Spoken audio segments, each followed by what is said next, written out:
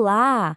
Hoje a gente vai montar, passo a passo, a engrenagem da introdução perfeita para a redação.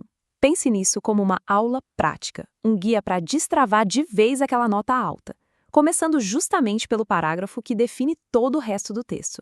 Vamos lá? Para começar, vamos pensar nessa frase que está na tela. É uma analogia muito poderosa. A introdução não é só o comecinho do texto, sabe? Ele é uma ferramenta estratégica. É como se fosse um GPS que a gente entrega para o corretor, mostrando exatamente o caminho do nosso raciocínio e para onde a gente quer chegar, a nota máxima. E para ninguém se perder nesse caminho, esse aqui é o nosso roteiro. Primeiro, qual é a missão da introdução? Depois, vamos analisar a estrutura, que eu chamo de cirúrgica. Em seguida, vamos ver o método funcionando na prática e, para fechar com chave de ouro, algumas dicas para gabaritar. Então, bora para a primeira parte, a missão da introdução.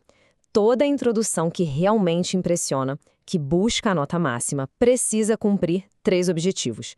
E olha, eles não são uma sugestão, não, são inegociáveis. E que objetivos são esses? Bom, o primeiro é apresentar o tema usando um repertório, um conhecimento de fora que mostre que a gente entende do assunto.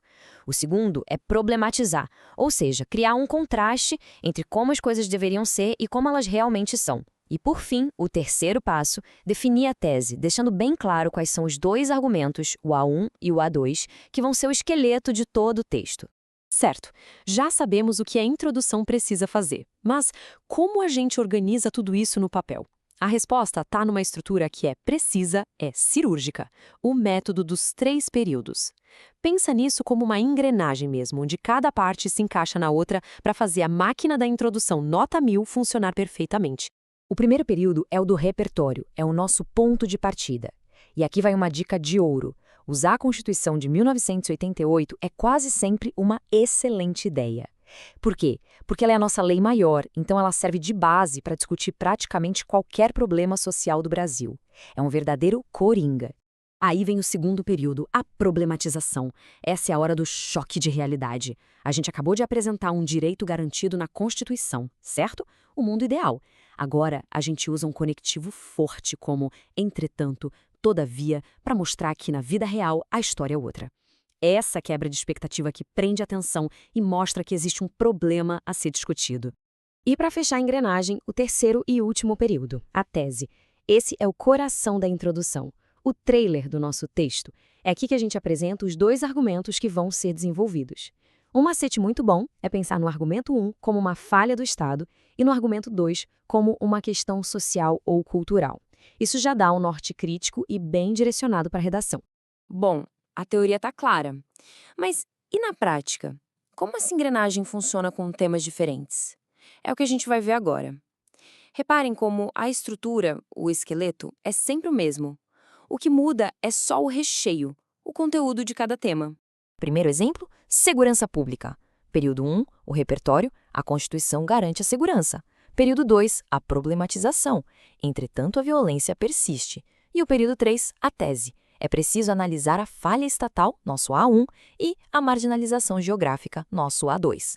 Viu só? A estrutura está toda aí. Agora, vamos mudar o tema para meio ambiente. A fórmula se repete. Começa com a Constituição garantindo o patrimônio ecológico. Depois, a quebra. Todavia, a exploração avança. E a tese? Aponta a ineficiência administrativa como A1 e o afrouxamento legal como A2. É a mesma lógica, o mesmo esqueleto. Para cravar de vez o aprendizado, um último exemplo sobre educação. De novo, a Constituição diz que o ensino é para todos.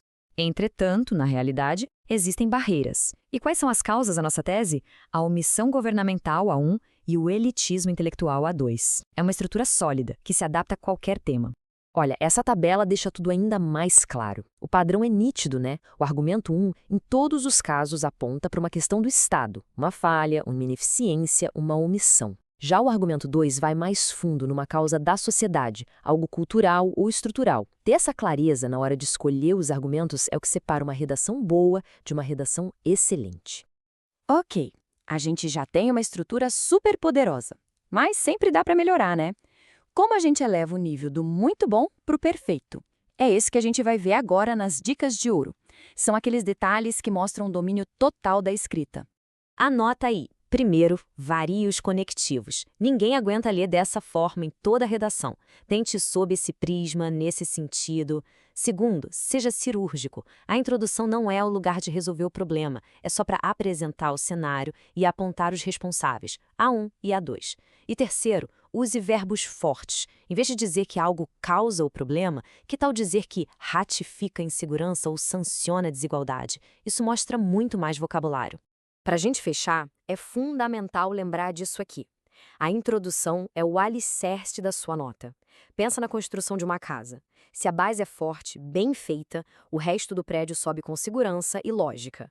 Com uma introdução assim, a gente não escreve mais no escuro, a gente só segue o mapa que já foi traçado no primeiro parágrafo. Agora é hora de colocar a mão na massa. A teoria só vira conhecimento de verdade com a prática. Então fica a pergunta: qual vai ser o primeiro tema que vem à mente para a gente testar essa estrutura? O domínio desse método vem com o treino, com a repetição, até que ele se torne algo natural e poderoso.